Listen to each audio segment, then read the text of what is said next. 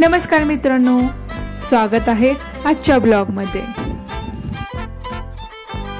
उज्जैन आणि ओंकारेश्वरचं धार्मिक अनुभवानंतर आम्ही आज निघालो आहोत इंदोर सिटी फिरायला। आता आम्ही निघालो आहोत सराफा नाईट फूड मार्केट येथे। सराफा मार्केट खास का आहे तर दिवसभर दागिन्यांचे मार्केट असते, तर रात्री 9 नंतर इथं चविष्ट स्ट्रीट फूड साठी प्रसिद्ध आहे। भारतातील एकमेव असे मार्केट जे फक्त रात्री चालते। आम्ही इथे खूप नवीन पदार्थ खाल्ले।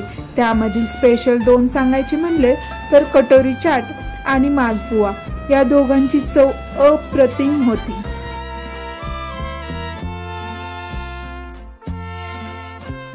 सराफा मार्केट एक्सप्लोर करून आता आम्ही रूमला जात आहोत। रात्री खूप वेळ झाला असला तरी मन मात्र तृप्त आणि आनंदी होतं।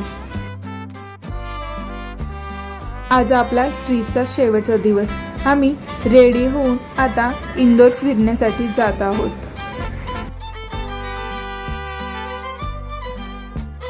रूमचे चेकआउट करून आम्ही ब्रेकफास्ट करण्यासाठी जात आहोत।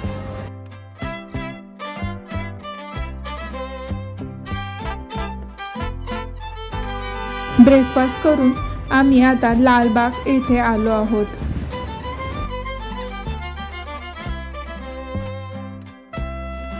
इथे आल्यावरती आपल्याला पहिल्यांदा एंट्री तिकीट घ्यावे लागते।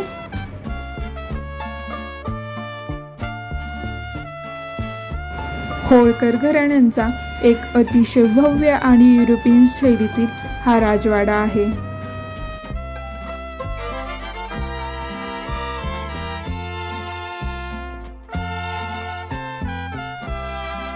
इथे आल्यानंतर प्राचीन भव्य वास्तूमध्ये हरवून गेल्यासारखंच वाटतं। दरवाजावरील नाजूक नक्षीकाम, उंच दरवाजे, हॉल सगळं भारावून टाकण्यासारखंच आहे।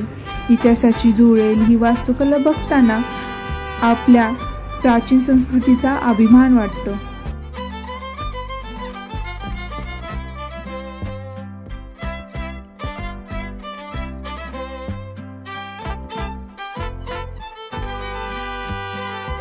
राजवाड्यानंतर आपण आता जात आहोत कृष्णापुरी छत्री येथे। होळकर घराण्यातील राजांनी बांधलेली ही छत्री म्हणजे इंदोरच्या स्थापत्यकलेत खास भर टाकणारा हा रत्नच होय। या छत्रीचे वैशिष्ट्य म्हणजे सुंदर कोरीव काम असल्यामुळे हे ठिकाण फोटोसाठी एकदम परफेक्ट आहे। पण आता जात आहोत राजवाडा पॅलेस इथे। इथून बाहेरून आपल्याला 7 मजली इमारत पाहायला भेटते, तर आतमध्ये पारंपरिक अंगण आहे। राजवाडा हा इंदोर शहरातील सर्वात जुना आणि राजकीय सांस्कृतिक केंद्र म्हणून आहे। होळकरांची वास्तुशैली आणि आर्किटेक्चरचे जिवंत उदाहरण इथे पाहायला मिळते।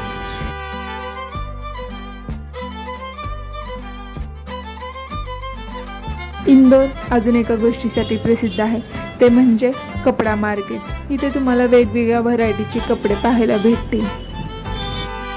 आज खूप पाऊस येत असल्यामुळे आम्ही खूप ठिकाणी एक्सप्लोर करू शकलो नाही। एक छान रेस्टॉरंट बघून आम्ही लंच करण्यासाठी आलो आहोत।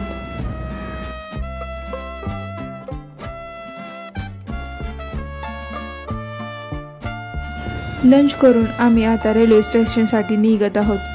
आमची दुपारी 1 वाजताची ट्रेन असल्यामुळे आम्ही वेळेत रेल्वे स्टेशनवरती पोहोचलो।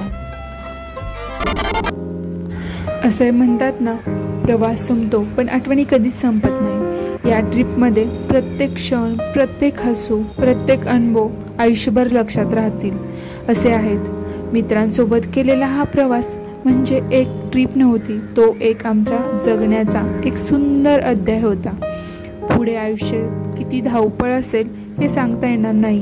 हे क्षण, हे फोटो आणि हा ब्लॉग कायम लक्षात राहील।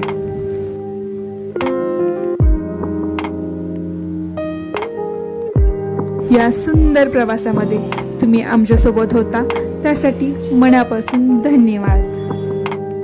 पुन्हा भेटू एका नवीन ब्लॉगमध्ये, नवीन ठिकाणासोबत आणि नवीन आठवणीसोबत। तोपर्यंत हसत राहा, फिरत राहा आणि या सुंदर आयुष्याचा अनुभव घेत राहा. धन्यवाद.